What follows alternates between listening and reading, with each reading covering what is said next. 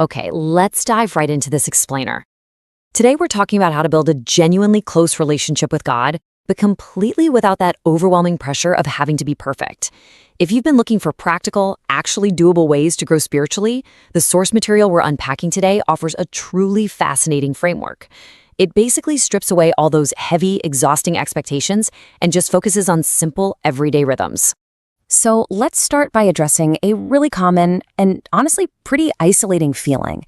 Have you ever looked around at other people and felt like they just have this effortless, super close relationship with God? They talk about hearing Him or just feeling this overwhelming peace, and you're kind of left standing there wondering, okay, what exactly am I missing? It is incredibly easy to feel like God is distant and that you're somehow just stuck on the outside looking in. But here is some incredibly good news right out of the gate. Growing closer to God isn't about being, super spiritual. It's not about locking yourself in a room to pray for 3 hours at a time because, let's be real, who actually has the schedule for that? You don't have to have it all figured out. Instead, it really just comes down to super simple, beginner-friendly daily habits. These are small, everyday actions designed so that literally anyone can do them, even if you feel like you are the busiest person on the planet. To really get this, we first need to understand the real truth about what closeness actually looks like. See, we so often buy into this massive myth that growing close to God is all about performance. We think it's some sort of test we have to pass by being good enough or reading enough chapters, or we think God is up there just keeping a running score of our failures. But the truth? A relationship with God works pretty much just like any real everyday friendship. Think about it. You don't grow close to a friend by constantly trying to perform for them or impress them, right? You grow close by just spending time together, talking, listening, and showing up consistently. It's all about that small, everyday connection. And I absolutely love this quote from the source material because it illustrates such a freeing core message.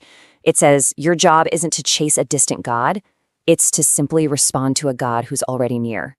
He's not standing miles away with his arms crossed, just waiting for you to earn his affection. He is already reaching right toward you. And man, that changes the whole dynamic, doesn't it? It takes literally all the pressure off. You aren't chasing, you are just responding. You're just spending time with someone who already loves you. So the big question is, how exactly do we respond? Well, that brings us to the blueprint, 5 simple daily habits.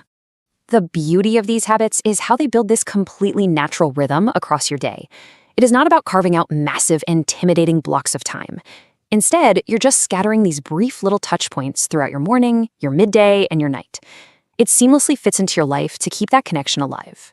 Let's break down the first 2. Habit 1 is giving God the very first 60 seconds of your day. Before the total chaos begins, before you even reach for your phone, just whisper a quick greeting. It basically tells your heart that He comes first today. Habit 2 is reading just a little bit of God's Word daily. And honestly, a little is the operative phrase here. This isn't a race.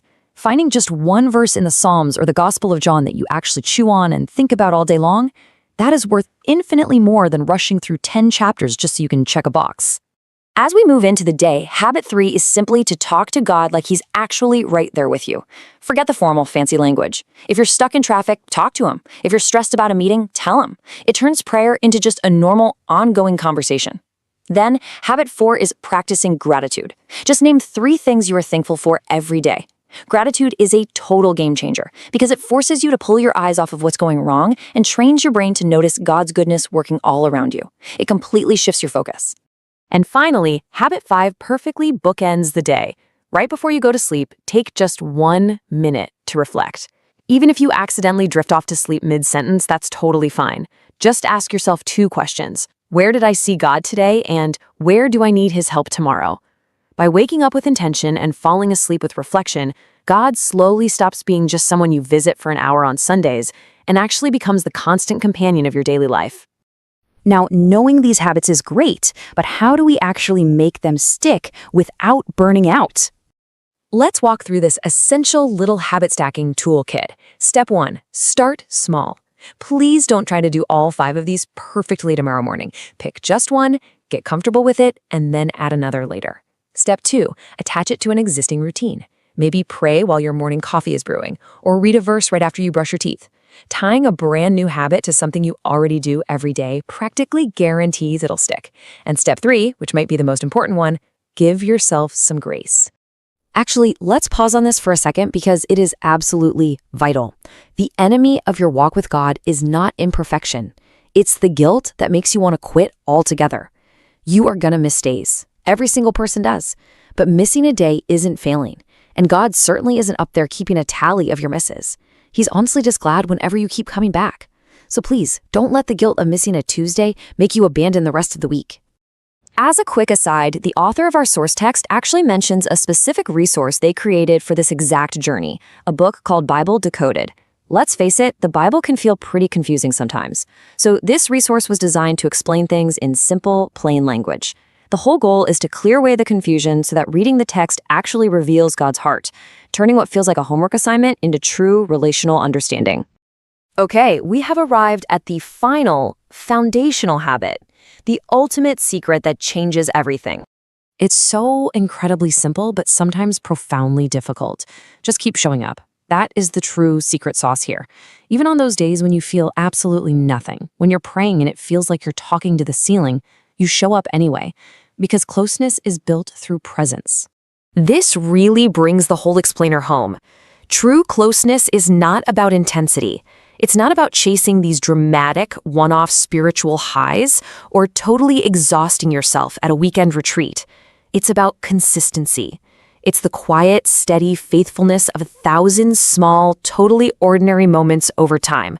Just like any deep, meaningful relationship, you don't build it in a day. You build it in the everyday. Keep showing up, and eventually you'll look back and realize you don't just know about God anymore, you actually know Him. So let's tie this all together so you can walk away with a clear mental checklist. Remember, this whole journey is about connection, not performance. Try to follow those 5 daily rhythms. Greet Him in the morning, read a little, chat like a friend throughout the day, practice gratitude, and reflect at night. Start small, stack those habits onto your existing routines, and above all else, give yourself massive amounts of grace when you inevitably miss a day. Because at the end of the day, consistency will always, always beat intensity. So keeping this totally doable blueprint in mind, I want to leave you with a question. What's it going to be? Which one small habit will you commit to starting today? You don't need to overhaul your whole life right this second. You just have to take one tiny step to respond to the God who is already near. Thank you so much for joining me for this explainer. I really encourage you to pick your one habit right now and just begin.